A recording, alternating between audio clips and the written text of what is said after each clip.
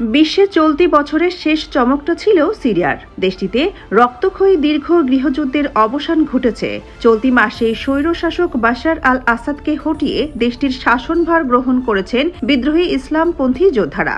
আসাদের 2 যুগের নিষ্ঠুর শাসন বাস্তুচ্যুত হয়েছেন আরও লাখো মানুষ। সেই সিরিয়াকেই টপকে 2024 সালের বর্ষসেরা দেশের মুকুট উঠেছে বাংলাদেশের মাথায়। ছাত্র জনতার অভ্যুত্থানে 15 বছরের স্বৈরশাসনের পতন হওয়ায় দ্য ইকোনমিস্টের কান্ট্রি অব দ্য ইয়ারের খেতাব জিতেছে বাংলাদেশ।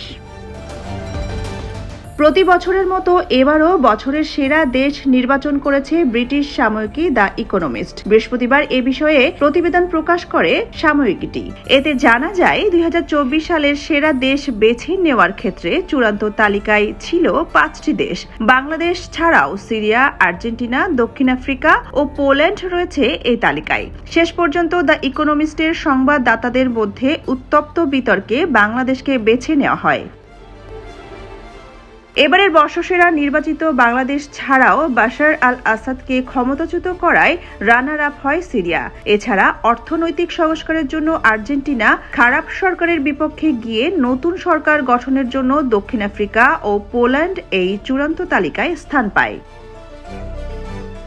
ব্রিটিশ গণমাধ্যমটি 2024 সালের জন্য সেরা দেশের তালিকা প্রকাশ করে বলেছে, সবচেয়ে ধনী, সুখী ও নৈতিকভাবে শ্রেষ্ঠ স্থান অধিকারী কিনা সেই হিসাবে নয়, সেরা দেশ বেছে নেওয়া হয় আগের 12 মাসে সবচেয়ে বেশি উন্নতি করেছে কিনা সেই বিচারে।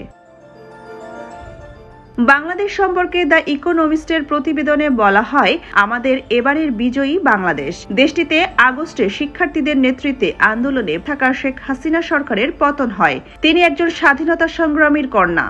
একসময় তিনি বাংলাদেশের দ্রুত অর্থনৈতিক প্রবৃদ্ধির নেতৃত্ব দিয়েছিলেন, কিন্তু ধীরে ধীরে তিনি দমন পীড়ন শুরু করেন। পাশাপাশি নির্বাচনে কারচুপি করেন, বিরোধীদের জেলে পাঠান এবং নিরাপত্তা বাহিনীকে বিক্ষোভকারীদের গুলি করার নির্দেশ দেন। তার সময়ে প্রচুর অর্থ চুরি হয়েছিল।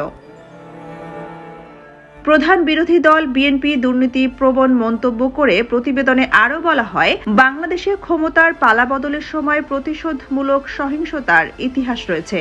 দেশটির প্রধান বিরোধী দল বিএনপি দুর্নীতিগ্রস্ত। সেখানে ইসলামী চরমপন্থার উত্থান একটি বড় হুমকি। তবে এখন পর্যন্ত তাদের পরিবর্তন আশাব্যঞ্জক। শান্তিতে নোবেল পুরস্কার জয়ী ডক্টর মোহাম্মদ ইউনূসের নেতৃত্বে দেশটিতে রয়েছে একটি অস্থায়ী সরকার, যা ছাত্র, সেনাবাহিনী, ব্যবসায়ী ও নাগরিক সমাজের সমর্থন পেয়েছে।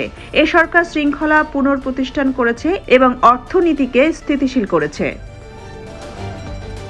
সেরা দেশ হিসেবে বেছে নেওয়ার কারণ জানিয়ে ব্রিটিশ সাময়িকীটির প্রতিবেদনে বলা হয়, 2025 সালে ভারতের সঙ্গে বাংলাদেশের সম্পর্ক পুনরুদ্ধার করতে হবে এবং সিদ্ধান্ত নিতে হবে যে কখন নির্বাচন অনুষ্ঠিত হবে।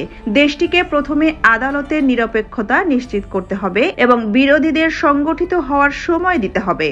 এর কোনোটি সহজ হবে না, কিন্তু এক স্বৈরশাসককে উৎখাত করে আরও উদার সরকার গঠনের দিকে এগিয়ে যাওয়ার জন্য বাংলাদেশকে এবছর সেরা দেশ হিসেবে বেছে নেওয়া হয়েছে। প্রসঙ্গত 2023 সালে সেরা দেশ হিসেবে বিজয়ী হয়েছিল গ্রিস।